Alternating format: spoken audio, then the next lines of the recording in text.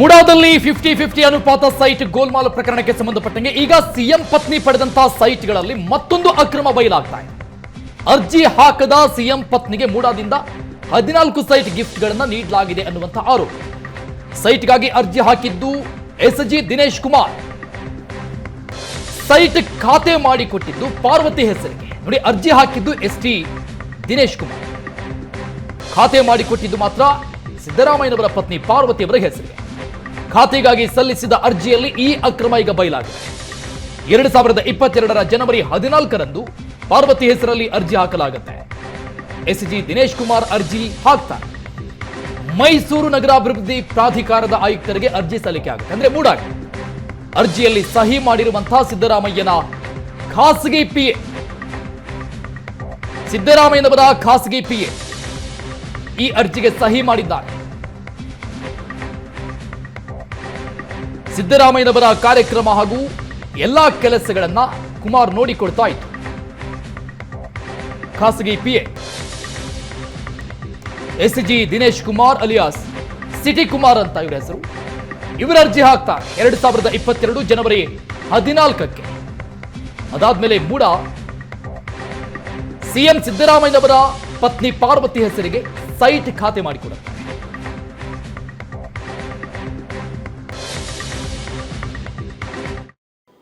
ಮೂಡ ಬ್ರಹ್ಮಾಂಡ ಭ್ರಷ್ಟಾಚಾರ ದಿನೇ ದಿನೇ ಸಿಎಂ ಅವರ ಕೊರಳಿಗೆ ಸುತ್ತಕೊಳ್ತಾನೆ ಹೋಗ್ತಾ ಇದೆ. ಇಲ್ಲಿವರೆಗೂ ಕೂಡ ಸಿದ್ದರಾಮಯ್ಯನವರು ಇಡೀ ಪ್ರಕರಣದಲ್ಲಿ ತನ್ನದೇನು ಪಾತ್ರ ಇಲ್ಲ, ತನ್ನ ಕಡೆಯವರು ಯಾರೂ ಕೂಡ ಪ್ರಭಾವವನ್ನು ಬೆಳೆಸಿಲ್ಲ ಅಂತಲೇ ಕೂಡ ಹೇಳ್ಕೊಂಡು ಬಂದಿದ್ರು. ಆದರೆ ಈಗ ಸಿದ್ದರಾಮಯ್ಯನವರ ಪತ್ನಿಗೆ ಕೊಟ್ಟಿರ್ತಕ್ಕಂಥ 14 ನಿವೇಶನಗಳೇನಿವೆ ಅವುಗಳಲ್ಲಿ ಸಾಕಷ್ಟು ಅಕ್ರಮಗಳಾಗಿರ್ತಕ್ಕಂಥದ್ದು ಪದೇ ಪದೇ ಸಾಬೀತಾಗ್ತಾ ಇದೆ. ಈ ಅಕ್ರಮದ ವಿರುದ್ಧವಾಗಿ ಈಗ ಮತ್ತೊಂದು ದೂರನ್ನ ಸಾಮಾಜಿಕ ಕಾರ್ಯಕರ್ತ ಆಗಿರ್ತಕ್ಕಂಥ ಗಂಗರಾಜ್ ಅವರು ಸಲ್ಲಿಸಿರ್ತಕ್ಕಂಥದ್ದು. ಬನ್ನಿ, ಗಂಗರಾಜ್ ನಮ್ಮ ಜೊತೆಗಿದ್ದಾರೆ, ಅವ್ರನ್ನ ಮಾತಾಡ್ಸೋಣ. ಖಾತೆ ಮಾಡುವಾಗ ಮಾಡಿರೋಂಥ ಅಕ್ರಮ ಒಂದು, ಅದ್ರ ಜೊತೆಗೆ 2014ರಲ್ಲಿ ಪ್ರಪ್ರಥಮವಾಗಿ 23/6/2014ರಲ್ಲಿ ಪಾರ್ವತಿಯವರು ಏನು ನನಗೆ ಬದಲಿ ನಿವೇಶನ ಬದಲಿ ಲ್ಯಾಂಡ್ ಕೊಡಿ ಅಂತ ಹೇಳ್ಬಿಟ್ಟು ಲ್ಯಾಂಡ್ ಕೊಡಿ ಅಂತ ಅರ್ಜಿ ಕೊಡ್ತಾವ್ರೆ ಪಾರ್ವತಿಯವರು. ಆ ಪಾರ್ವತಿಯವರು ಕೊಟ್ಟಂಥ ಅರ್ಜಿಗೆ ಮೂಡ ಪ್ರಾಧಿಕಾರದಿಂದ ಒಂದು ಹಿಂಬರ ಕೊಡ್ತಾರೆ. ಏನು, ಒಂದು ನಿಮಗೆ ಬದಲಿ ಲ್ಯಾಂಡ್ ಟು ಲ್ಯಾಂಡ್ ಕೊಡಲಿಕ್ಕಾಗಲ್ಲ, ನಿಮಗೆ 60-40 ಅಳತೆಯಲ್ಲಿ 60-40 ಅಳತೆಯ ನಿವೇಶನಗಳನ್ನು ಬದಲಿ ನಿವೇಶನಗಳು ಕೊಡ್ತೀವಿ ಅಂತ ಹೇಳ್ತಾರೆ. ನೋಡಿ, ಇದು ಎಂಡಾಸ್ಮೆಂಟು 18/8/2014ರಲ್ಲಿ ಕೊಡ್ತಾರೆ.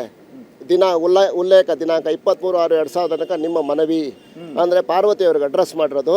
ನೋಡಿ, ಇದನ್ನ ಇಲ್ಲಿ ಹಾಕಿರೋದು ಮೈಸೂರು ನಗರಾಭಿವೃದ್ಧಿ ಆಯುಕ್ತರು ಅದರಿಗೆ ಎಂಡಾಸ್ಮೆಂಟ್ ಕೊಡ್ತಾರೆ. ಏನಂತವ, ತಮ್ಮ ಕೋರಿಕೆಯಂತೆ ತಮ್ಮ ಜಮೀನಿಗೆ ಬದಲಿಯಾಗಿ ಭೂಸ್ವಾಧೀನಪಡಿಸಿದ ಜಮೀನನ್ನು ನೀಡಲು ಪ್ರಾಧಿಕಾರದ ವಶದಲ್ಲಿ ಹಾಲಿ ಜಮೀನು ಲಭ್ಯವಿರುವುದಿಲ್ಲ. ಆದುದರಿಂದ ನಿಮ್ಮ ಜಮೀನಿಗೆ ಮಾರುಕಟ್ಟೆ ದರದಲ್ಲಿ ನಿಗದಿಪಡಿಸಿರುವ ಭೂಮಿಯನ್ನು ಪರಿಹಾರ ನೀಡಲು ಅಥವಾ 60-40 ಅನುಪಾತದಲ್ಲಿ ಅಭಿವೃದ್ಧಿಪಡಿಸಿದ ನಿವೇಶನಗಳನ್ನು ತತ್ಸವನ ಬಡಾವಣೆಯನ್ನು ನೀಡಲು ಪ್ರಾಧಿಕಾರವು ಪರಿಶೀಲಿಸಿ ನಿಮ್ಮ ಕೋರಿಕೆಯನ್ನು ಪರಿಗಣಿಸಲಾಗುವುದು. ಮೇಲ್ಕಂಡ 2 ಅಂಶಗಳ ವಿಚಾರದಲ್ಲಿ ತಮ್ಮ ಸ್ಪಷ್ಟ ಅಭಿಪ್ರಾಯ ಕೂಡಲೇ ತಿಳಿಸಲು ಕೋರಿದೆ ಅಂತ ಹೇಳ್ಬಿಟ್ಟು ಆಯುಕ್ತರು ಸಹಿ ಮಾಡಿ 18/8ರಲ್ಲಿ ಕಳಿಸ್ತಾರೆ. ಆ ಪತ್ರ ರಿಸೀವ್ ಮಾಡ್ಕೊಂಡಿರೋರು ಸಹ ಇದೇ ಜಿಟಿ ದಿನೇಶ್ ಕುಮಾರ್. ಅಂದರೆ ಸಿದ್ದರಾಮಯ್ಯನವರೇ ಬಂದು ಖಾತೆ ಮಾಡಿಸ್ಬೇಕು, ಇಲ್ಲ ಅವರೇ ಬಂದು ಟೈಟಲ್ ಡೀಡ್ ತಗೋಬೇಕು, ಅವರೇ ಪರಿಹಾರ ತಗೊಂಡೋಗಿ ಹೆಂಡತಿ ಪರವಾಗಿ ಅನ್ನೋದೇನಿಲ್ಲ.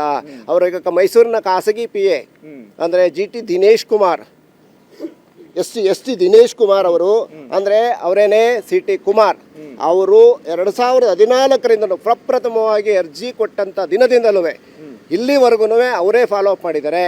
ತಾವೇ ಈಗ ಹೇಳಿದಂತೆ ಈಗೇನು ಖಾತೆ ಮಾಡಲಿಕ್ಕೆ ಅರ್ಜಿ ಕೊಟ್ಟಿದ್ದಾರಲ್ಲ, ಅರ್ಜಿ ನೋಡಿ ಪಾರ್ವತಿಯವರ ಹೆಸರಲ್ಲಿ ಅರ್ಜಿ ಕೊಡ್ತಾನೆ. ಆದರೆ ಅಲ್ಲಿ ಸಹಿ ಯಾರ್ದಿದೆ, ಪಾರ್ವತಿಯವ್ರ ಸಹಿ ಇಲ್ಲ. ಇವನೇನು GPA ಹೋಲ್ಡರಾ ಸಿಟಿ ಕುಮಾರ್? ಏನು ಪಾರ್ವತಿಯವರಿಗೆ ಇಲ್ಲ, ಪಾರ್ವತಿಯವರಿಗೆ ಖಾಸಗಿ PAನಾ? ಇಲ್ಲ, ಸಿದ್ದರಾಮಯ್ಯವರಿಗೆ ಖಾಸಗಿ PA. ಸಿದ್ದರಾಮಯ್ಯವರು ಮೈಸೂರಿಗೆ ಬಂದಂಥ ಕಾಲದಲ್ಲಿ ಯಾವಾಗಲೇ ಬಂದರು ಮೈಸೂರಲ್ಲಿ ಪ್ರಪ್ರಥಮವಾಗಿ ಅವ್ರನ್ನ ರಿಸೀವ್ ಮಾಡ್ಕೊಂಡಿರೋದ್ರಿಂದ ಹಿಡಿದು ಅವರು ಹೋಗೋವರೆಗೂ ಅವ್ರ ಜೊತೆಲೇ ಅವ್ರಿಗೆ ಬೆಂಗಾವಲಾಗಿ ನಿಂತಿರ್ತಾರೆ. ಅಂದ್ರೆ ಈಗ ಪಾರ್ವತಿಯವರು ಕೊಟ್ಟಿರ್ತಕ್ಕಂಥ ಸೈಟ್ಗಳೇನಿದೆಯಲ್ಲ, ಈ ಅರ್ಜಿಗೆ ಸಿಟಿ ಕುಮಾರ್ ಅವ್ರ ಅರ್ಜಿ ಕೊಡಂಗಿಲ್ವಾ? ಖಾತೆ ಮಾಡ್ಕೊಡಿ ಅಂತ ಹೆಂಗ್ ಬರಕತ್ತೆ ಸರ್? ಅರ್ಜಿದಾರ ಕೊಡಬೇಕು. ಯಾರಿಗೆ? ಪಾರ್ವತಿಯವ್ರ ಹೆಸರಿಗೆ ಟೈಟಲ್ ಡೀಡ್ ಕೊಟ್ಟಿರ್ಬೇಕಾದ್ರೆ ಪಾರ್ವತಿಯವರು ಅರ್ಜಿ ಕೊಡಬೇಕು. ಇಲ್ಲ ಅಂದ್ರೆ GPA ಪ್ರತಿನಿಧಿ ಆಗಿ ಕೊಡಬೇಕು. GPA ಪ್ರತಿನಿಧಿ ಅವ್ರು ಯಾರಿಗಾರಿಗೂ ನಾವು ಬರ್ಲಿಕ್ಕೆ ಆಗಲ್ಲ, ಅವ್ರಿಗೆ ಆರೋಗ್ಯ ಸರಿಯಲ್ಲ ಮತ್ತೊಂದು ಆಗಲಿಲ್ಲ ಅಂದ್ರೆ ಅವರು ಒಬ್ಬರಿಗೆ GPA ಕೊಡಬೇಕು. ಸಾಮಾಜಿಕ ಕಾರ್ಯಕರ್ತ ಆಗಿರ್ತಕ್ಕಂಥ ಗಂಗರಾಜ್ ಅವರ ಮಾತಾಗಿರ್ತಕ್ಕಂಥದ್ದು. ಕ್ಯಾಮ್ರಾ ಪರ್ಸನ್ ನವೀನ್ ಜೊತೆ ಮಧು ಎಂ ಚಿನ್ಕುರುಳಿ, ಏಷ್ಯಾನೆಟ್ ಸುವರ್ಣ ನ್ಯೂಸ್, ಮೈಸೂರು.